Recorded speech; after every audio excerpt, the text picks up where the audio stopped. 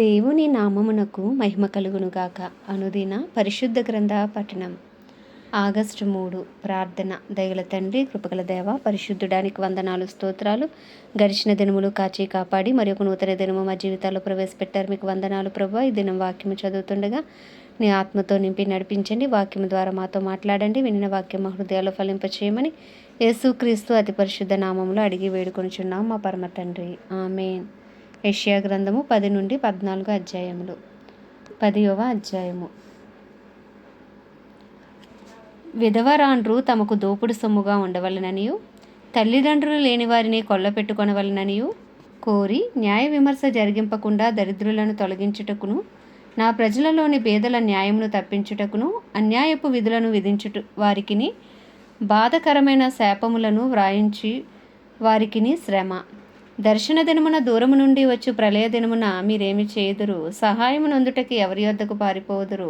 మీ ఐశ్వర్యమును ఎక్కడ దాచుకుందురు? వారు చెరపట్టబడిన వారి క్రింద దాగుకొనుచున్నారు, హతులైన వారి క్రింద కూలుచున్నారు. ఈలాగు జరిగినను యెహోవా కోపము చల్లారలేదు, ఆయన బాహువు ఇంకనూ చాపబడి ఉన్నది. అష్షూరీయులకు శ్రమ. వారు నా కోపమునకు సాధనమైన దండము, నా దుడ్డుకర్ర, నా ఉగ్రత వారి చేతిలో ఉన్నది. భక్తిహీనులకు జనముల మీదకి నేను వారిని పంపెదను. దోపుడు సొమ్ము దోచుకొనుటకును, కొల్లపెట్టుటకును, వీధులను త్రొక్కించుటకును, నా ఉగ్రతకు పాత్రులకు జనులను గూర్చి వారికి ఆజ్ఞాపించదను. అయితే అతడు అలాగు అనుకొనడు. అది అతని ఆలోచన కాదు. నాశనము చేయవలననియు చాలా జనములను నిర్మూలము చేయవలననియు అతని ఆలోచన. అతడు ఇట్లా అనుకొనుచున్నాడు, నా అధిపతులందరూ మహారాజులు కారా? కల్నో కర్కెమీషు వలె ఉండలేదా? హమాతు అర్ఫాదు వలె ఉండలేదా? షోమ్రోను దమస్కు వలె ఉండలేదా? విగ్రహములను పూజించు రాజ్యములు నా చేతికి చిక్కినవి గదా. వాటి విగ్రహములు యెరూషలేము షోమ్రోనుల విగ్రహముల కంటే ఎక్కువైనవి గదా. షోమ్రోనునకును దాని విగ్రహములకును నేను చేసినట్లు యెరూషలేమునకును దాని విగ్రహములకును చేయకపోదునా అనెను. కావున సియోను కొండ మీదను యెరూషలేము మీదను ప్రభువు తన కార్యమంతయు నెరవేర్చిన తర్వాత నేను అష్షూరు రాజు యొక్క హృదయ గర్వము వలన ఫలమును బట్టి అతని కన్నుల అహంకారపు చూపులను బట్టి అతని శిక్షింతును. అతడు నేను వివేకిని, నా బాహుబలము చేతను నా బుద్ధి చేతను అలాగు చేసి తిని, నేను జనముల సరిహద్దులను మార్చి వారి ఖజానాలను దోచుకొంటిని, మహాబలిష్ఠుడైనై సింహాసనాసీనులను త్రోసివేసి తిని. పక్షిగూటిలో ఒకడు చెయ్యి వేసినట్లు జనముల ఆస్తి నా చేత చిక్కెను. ఒకడు విడవబడిన గుడ్లను ఏరుకొనున్నప్పుడు రెక్కను ఆడించినది అయినను, నోరు తెరిచినది అయినను, కిచకిచలాడునది అయినను లేకపోవునట్లు నిరభ్యంతరముగా నేను సర్వలోకమును ఏరుకొనుచున్నానని అనుకొనును. గొడ్డలి తనతో నరుకువాని చూచి అతిశయపడునా? రంపము తనతో కోయువాని మీద పొగుడుకొనునా? కోల తనెత్తువానిని ఆడించినట్లును, దండము కర్ర కాని వానిని ఎత్తినట్లును ఉండును కదా. ప్రభువునో సైన్యములకు అధిపతియునగు యెహోవా బలిసిన అష్షూరీయుల మీదకి క్షయరోగము పంపును. వారి క్రింద అగ్నిజ్వాలలు గల కొరివి కట్టె రాజును, ఇశ్రాయేలు యొక్క వెలుగు అగ్నియును, అతని పరిశుద్ధ దేవుడు జ్వాలయును అగును. అది అష్షూరు యొక్క బలురక్కసి చెట్లకును గచ్చపొదలకును అంటుకొని ఒక్క దినమున వాటిని మింగివేయును. ఒకడు వ్యాధిగ్రస్తుడే క్షీణించిపోవునట్లును శరీర ప్రాణములతో కూడా అతని అడవికిని అతని ఫలభరితమైన పొలములకును కలిగిన మహిమను అది నాశనము చేయును. అతని అడవి చెట్ల శేషము కొంచెమగును, బాలుడు వాటిని లెక్క పెట్టవచ్చును. ఆ దినమున ఇశ్రాయేలు శేషమును యాకోబు కుటుంబకులలో తప్పించుకొనిన వారును తమ్మును హతము చేసిన వానిని ఇకను ఆశ్రయింపక సత్యమును బట్టి ఇశ్రాయేలీల పరిశుద్ధ దేవుడైన యెహోవాను నిజముగా ఆశ్రయించెదరు. శేషము తిరుగును, యాకోబు శేషము బలవంతుడగు దేవుని వైపు తిరుగును. నీ జనులైన ఇశ్రాయేలు సముద్రపు ఇసుకవలె ఉండినను దానిలో శేషమే తిరుగును. సమూల నాశనము నిర్ణయింపబడెను, నీతి ప్రవాహం వలె వచ్చును. ఏలయనగా తాను నిర్ణయించిన సమూల నాశనము ప్రభువును సైన్యములకు అధిపతియునగు యెహోవా సర్వలోకమును కలగజేయును.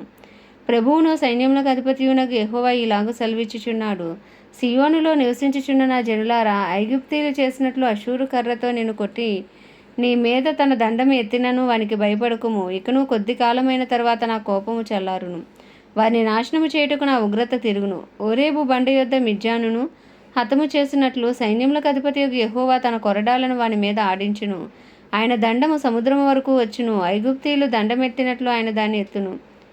ఆ దినమున నీ భుజము మీద నుండి అతని బరువు తీసివేయబడును, నీ మెడ మీద నుండి అతని కాడి కొట్టివేయబడును, నీవు బలిసినందున ఆ కాడి విరగగొట్టబడును.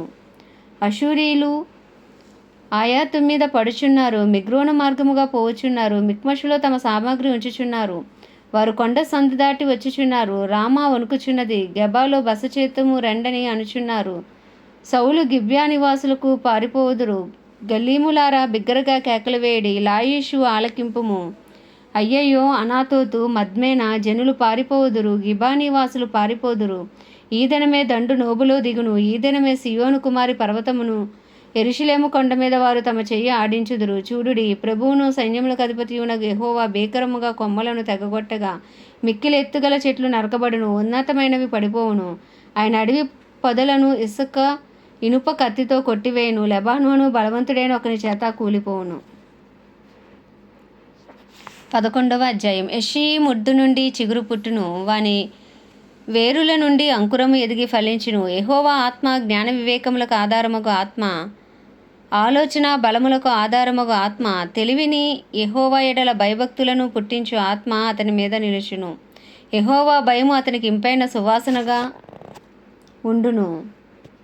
కంటి చూపును బట్టి అతడు తీర్పు తీర్చడు, తాను వినుడానిని బట్టి విమర్శ చేయుడు. నీతిని బట్టి బేదలకు తీర్పు తీర్చును, భూనివాసులలో దీనులైన వారికి యథార్థముగా విమర్శ చేయును. తన వాగ్దండము చేత లోకమును కొట్టును, తన పెదవుల ఊపిరి చేత దుష్టులను చంపును. అతని నడుమునకు నీతియు అతని తుంట్లకు సత్యమును నడికట్టుగా ఉండును. తోడేలు గొర్రెపిల్ల యొద్ద వాసము చేయును, చిరుతపులి మేకపిల్ల యొద్ద పండుకొనును. దూడయు కదమసింహమును పెంచబడిన కోడెయును కూడుకొనగా బాలుడు వాటిని తోలును.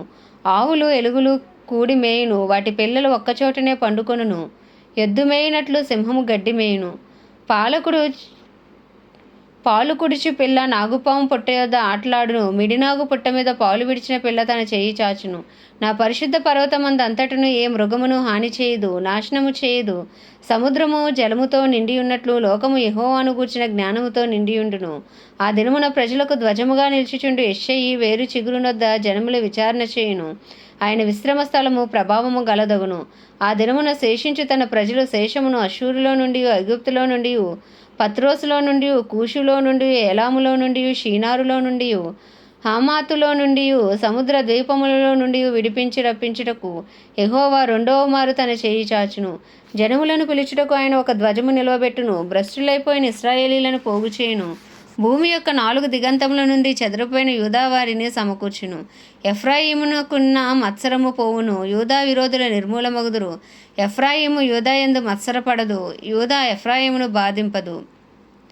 వారు ఫిలిస్తీన్ల భుజం మీద ఎక్కుదురు, పడమటి వైపుకు పరిగెత్తి పోవుదురు. ఏకీభవించి తూర్పు వారిని దోచుకుందురు, ఏదోమును మోయాబును ఆక్రమించుకుందురు. అమోనీయులు వారికి లోబడుదురు. మరియు యెహోవా ఐగుప్తు సముద్రం యొక్క అఖాతమును నిర్మూలము చేయును. వేడిమిగల తన ఊపిరిని ఊదును. యూఫ్రటీసు నది మీద తన చెయ్యి ఆడించును. 7 కాలువలుగా దాన్ని చీలగొట్టును. పాదరక్షలు తడవకుండా మనుషులు దాటినట్లు దాన్ని చేయును. కావున ఐగుప్తు దేశము నుండి ఇశ్రాయేలు వచ్చిన దినమున వారికి దారి కలిగినట్లు అష్షూరు నుండి వచ్చి ఆయన ప్రజలు శేషమునకు రాజ్య మార్గం ఉండును. 12వ అధ్యాయము. ఆ దినమున మీరు ఇలాగ అందురు, యెహోవా, నీవు నా మీద కోపపడితివి, నీ కోపము చల్లారెను. నిన్ను స్తుతించుచున్నాను, నీవు నన్ను ఆదరించి ఉన్నావు. ఇదిగో నా రక్షణకు కారణభూతుడవగు దేవుడు, నేను భయపడక ఆయనను నమ్ముకొనుచున్నాను. యెహోవా, యెహోవాయే నాకు బలము, ఆయనే నా కీర్తనకు ఆస్పదము, ఆయన నాకు రక్షణాధారం ఆయను. కావున మీరు ఆనందపడి రక్షణాధారములైన బావులలో నుండి నీళ్లు చేదుకొందురు. ఆ దినమున మీరు ఇలాగ అందురు, యెహోవాను స్తుతించుడి, ఆయన నామమును ప్రకటించుడి, జనములలో ఆయన క్రియలను ప్రచురము చేయుడి. ఆయన నామము ఘనమైనదని జ్ఞాపకమునకు తెచ్చుకొనుడి. యెహోవాను గూర్చి కీర్తన పాడుడి, ఆయన తమ మహత్యమును వెల్లడిపరచెను.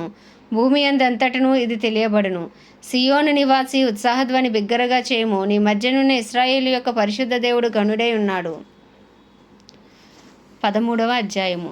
ఆమోజు కుమారుడైన యెషయాకు బబులోను గూర్చి ప్రత్యక్షమైన దేవోక్తి. జనులు ప్రధానుల ద్వారములలో ప్రవేశించుటకు చెట్లు లేని కొండ మీద ధ్వజము నిలవబెట్టుడి. ఎలుగెత్తి వారిని పిలువుడి, సంధ్య చేయుడి. నాకు ప్రతిష్ఠితులైన వారికి నేను ఆజ్ఞ ఇచ్చి ఉన్నాను. నా కోపము తీర్చుకొనవలనని నా పరాక్రమశాలులను పిలిపించి ఉన్నాను. నా ప్రభావమును బట్టి హర్షించు వారిని పిలిపించి ఉన్నాను. బహుజనుల ఘోష వలె కొండలలోని జనసమూహం వలన కలుగు శబ్దము వినుడి. కూడుకొను రాజ్యముల జనములు చేయు అల్లరి శబ్దము వినిడి. సైన్యములకు అధిపతి యెహోవా యుద్ధమునకే తన సేనను వ్యూహక్రమముగా ఏర్పరచుచున్నాడు. సర్వలోకమును పాడు చేయుటకే ఆయన దూరదేశము నుండి ఆకాశ దిగంతముల నుండి యెహోవాయును ఆయన క్రోధము తీర్చు ఆయుధములను వచ్చుచున్నారు. యెహోవా దినము వచ్చుచున్నది, ఘోషించుడి. అది ప్రళయము వలె సర్వశక్తుడగు దేవుని యొద్ద నుండి వచ్చును. అందుచేత బాహువులన్నీ దుర్బలములగును, ప్రతివాని గుండె కరిగిపోవును. జనులు విభ్రాంతి నొందుదురు, వేదనలు దుఃఖములు వారికి కలుగును. ప్రసవ వేదన పడు దాని వలె వారు వేదన పడెదరు. ఒకరినొకరు తేరిచూతురు, వారి ముఖములు జ్వాలల వలె ఎర్రబారును. యెహోవా దినము వచ్చుచున్నది, దేశమును పాడు చేయుటకును, పాపులను బొత్తిగా దానిలో ఉండకుండా నశింపచేయుటకును, క్రూరమైన ఉగ్రతతోనూ ప్రచండమైన కోపముతోనూ అది వచ్చును. ఆకాశ నక్షత్రములను నక్షత్ర రాశులను తమ వెలుగు ప్రకాశింపనీయవు. ఉదయకాలమున సూర్యుని చీకటి కమ్మును, చంద్రుడు ప్రకాశింపడు. లోకుల చెడుతనమును బట్టి దుష్టుల దోషమును బట్టి నేను వారిని శిక్షింపబోచున్నాను. అహంకారుల అతిశయమును మాన్పించెదను, బలాత్కారుల గర్వమును అణిచివేసేదను. బంగారు కంటే మనుషులను, ఓఫీరు దేశపు సువర్ణము కంటే నరులను అరుదుగా ఉండజేసేదను. సైన్యములకు అధిపతి యెహోవా ఉగ్రతకును ఆయన కోపాగ్ని దినమునకును ఆకాశం వణుకునట్లును భూమి తన స్థానము తప్పునట్లును నేను చేసేదను. అప్పుడు తరమబడుచున్న జింక వలెను, పోగు చేయని గొర్రెల వలెను జనులు తమ తమ స్వజనుల తట్టు తిరుగుదురు, తమ తమ స్వదేశములకు పారిపోవుదురు. పట్టబడిన ప్రతివాడును కత్తివాత కూలును, తరిమి పట్టబడిన ప్రతివాడును కత్తివాత కూలును. వారు చూచుచుండగా వారి పసిపిల్లలు నలుగగొట్టబడుదురు, వారి ఇండ్లు దోచుకొనబడును, వారి భార్యలు చెరపబడుదురు. వారి మీద పడుటకు నేను మాదీయులను రేపెదను. వీరు వెండిని లక్ష్యము చేయరు, సువర్ణము కూడా వారికి రమ్యమైనది కాదు. వారి విండ్లు యవనస్తులను నలుగగొట్టును, గర్భఫలమందు వారు జాలిపడరు, పిల్లలను చూచి కరుణింపరు. అప్పుడు రాజ్యములకు భూషణమును, కల్దీయులకు అతిశయాస్పదమును, మహత్యమును నగు బబులోను దేవుడు పాడు చేసిన సొదొమ గొమొర్రాల వలె అగును. అది మరెన్నడూను నివాస స్థలముగా ఉండదు, తరతరములకు దానిలో ఎవడునూ కాపురముండడు. అరబీయులలో ఒకడైనను అక్కడ తన గుడారము వేయడు. గొర్రెల కాపరులు తమ మందలను అక్కడ పరుండనీయరు. నక్కలు అక్కడ పండుకొనును, గురుపోతులు వారి ఇండ్లలో ఉండును. నిప్పుకోళ్ళు అక్కడ నివసించును, కొండమేకలు అక్కడ గంతులు వేయును. వారి నగరులలో నక్కలను, వారి సుఖ విలాస మందిరములలో అడవి కుక్కలను మొరలిడును. ఆ దేశమునకు కాలము సమీపించి ఉన్నది, దాని దినములు సంకుచితములు. 14వ అధ్యాయం. ఏలయనగా యెహోవా యాకోబునందు జాలిపడును, ఇంకను ఇశ్రాయేలును ఏర్పరచుకొనును. వారిని స్వదేశంలో నివసింపచేయును, పరదేశులు వారిని కలుసుకొందురు. వారు యాకోబు కుటుంబమును హత్తుకొని ఉందురు. జనములు వారిని తీసుకుని వచ్చి వారి స్వదేశమున వారిని ప్రవేశపెట్టుదురు. ఇశ్రాయేలు వంశస్థులు యెహోవా దేశంలో వారిని దాసులనుగాను పనికత్తులనుగాను స్వాధీనపరుచుకొందురు. వారు తమను చెరలో పెట్టిన వారిని చెరలో పెట్టి తమను బాధించిన వారిని ఏలుదురు. నీ బాధను, నీ ప్రయాసమును, నీ చేత చేయింపబడిన కఠిన దాస్యమును కొట్టివేసి యెహోవా నిన్ను విశ్రమింపజేయు దినమున నీవు బబులోను రాజును గూర్చి అపహాస్యపు గీతము ఎత్తి ఇలాగున పాడుదువు. బాధించిన వారు ఎట్లు నశించిపోయిరి, రేగుచుండిన పట్టణము ఎట్లు నాశనమాయను. దుష్టుల దుడ్డుకరను మానని హత్య చేత జనములను క్రూరముగా కొట్టిన ఏలికల రాజదండమును యెహోవా విరగగొట్టి ఉన్నాడు. వారు ఆగ్రహపడి మానని బలాత్కారము చేత జనములను లోపరిచిరి.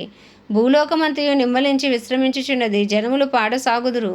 నీవు పండుకొనినప్పటి నుండి నరుకువాడెవడునూ మా మీదకి రాలేదని నిన్ను గూర్చి తమాల వృక్షములు, లెబనోను దేవదారు వృక్షములు హర్షించును. నీవు ప్రవేశించుచుండగానే నిన్ను ఎదుర్కొనుటకే క్రింద పాతాళము నీ విషయమే కలవరపడుచున్నది. అది నిన్ను చూచి ప్రేతలను రేపుచున్నది. భూమిలో పుట్టిన సమస్త శూరులను, జనముల రాజులనందరినీ వారి వారి సింహాసనముల మీద నుండి లేపుచున్నది. వారందరూ నిన్ను చూచి నీవును మావలే బలహీనుడవైతివా, నీవును మా బోటి వాడవైతివా అందురు. నీ మహత్యమును, నీ స్వరమండలముల స్వరమును పాతాళమున పడవేయబడెను. నీ క్రింద పురుగులు వ్యాపించును, కీటకములు నిన్ను కప్పును.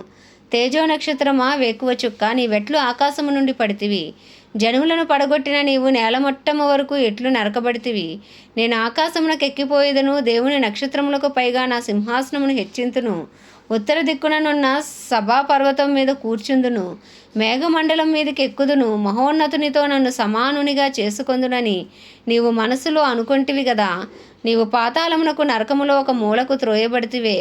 నిన్ను చూచువారు నిన్ను నిదానించి చూచుచు ఇట్లు తలపోయిదురు. భూమిని కంపింపజేసి రాజ్యములను వణికించిన వాడు ఇతనేనా? లోకమును అడవిగా చేసి దాని పట్టణములను పాడు చేసిన వాడు ఇతడేనా? తాను చెరపెట్టవరైన వారిని తమ నివాస స్థలమునకు పోనీయని వాడు ఇతడేనా? జనముల రాజులందరూ ఘనత వహించిన వారే తమ తమ నగరుల యందు నిద్రించుచున్నారు. నీవు సమాధి పొందక పారవేయబడిన కొమ్మవలే ఉన్నావు. ఖడ్గము చేత పొడవబడి చచ్చిన వారి శవములతో కప్పబడిన వాడవైతివి. త్రొక్కబడిన పీనుగు వలె నైతివి. బెలము యొక్క రాళ్ళ యొద్దకు దిగుచున్న వాని వలె ఉన్నావు. నీవు నీ దేశమును పాడు చేసి నీ ప్రజలను హతమార్చితివి. నీవు సమాధిలో వారితో కూడా కలిసి ఉండవు. దుష్టుల సంతానము ఎన్నడూ జ్ఞాపకమునకు తేబడదు. వారు పెరిగి భూమిని స్వతంత్రించుకునే పట్టణములతో లోకమును నింపకుండునట్లు తమ పితరుల దోషమును బట్టి అతని కుమారులను వధించుటకు దొడ్డి సిద్ధపరచుడి. సైన్యములకు అధిపతి యెహోవా వాక్కు ఇదే. నేను వారి మీదకి లేచి బబులోనులో నుండి నామమును శేషమును కుమారుని మనుమని కొట్టివేసదనని యెహోవా సెలవిచ్చుచున్నాడు.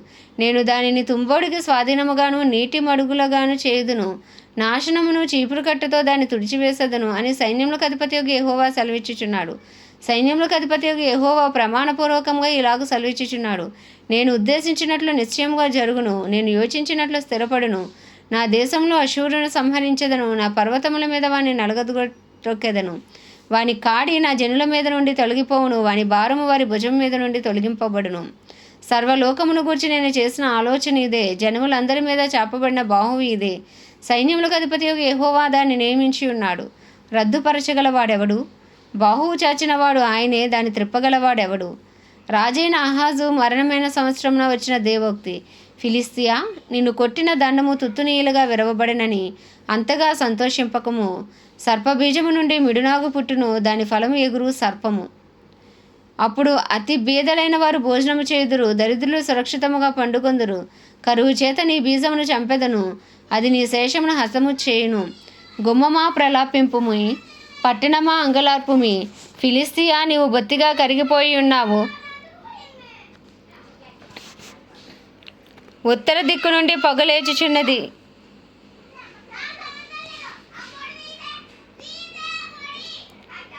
వచ్చేవారి పటాలములలో వెనక తీయవాడు ఒకడునూ లేడు. జనముల దూతకియ్యవలసిన ప్రత్యుత్తరమేది? యెహోవా సీయోనును స్థాపించి ఉన్నాడు. ఆయన జనులలో శ్రమనొందిన వారు దాన్ని ఆశ్రయింతురు అని చెప్పవలెను. ఆమేన్. దేవుడి పరిశుద్ధ వాక్యము మన వినికిడిలో దీవించునుగాక. ప్రార్థన.